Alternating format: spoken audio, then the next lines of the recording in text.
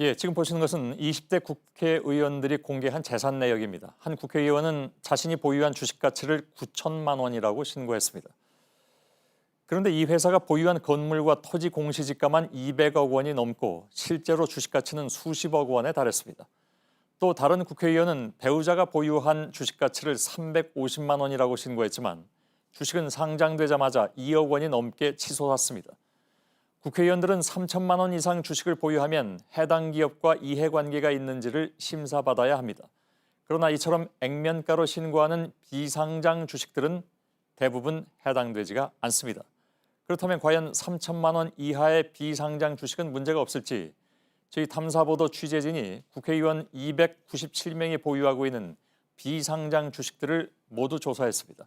오늘은 먼저 비상장 주식을 가진 의원들이 법안을 발의하거나 심사할 때 생기는 이해 충돌 실태를 전해드리겠습니다. 이지은 기자입니다.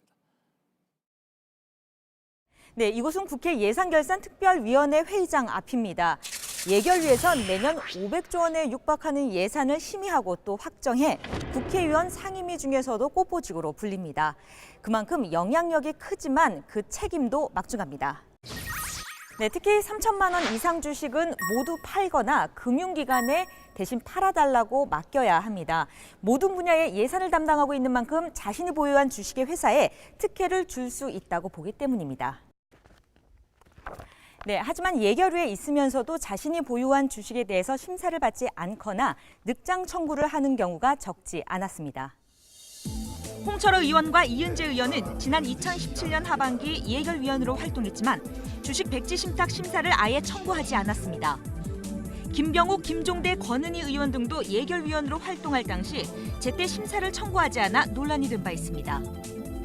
네, 그렇다면 올 하반기 예결위에 배정된 의원들은 어떨까요? 저희 취재팀이 예결위원 50명을 전수조사했습니다. 이 3천만 원 이상 주식을 보유한 예결위 의원들은 김삼화, 이용호, 정유섭, 홍철호 의원이었습니다. 이들은 일단 심사 청구를 하겠다고 했습니다. 하지만 직무 연관성이 있다는 결과가 나오면 해당 주식을 파는 대신 예결위원을 사임하겠다는 게 대부분의 답변이었습니다.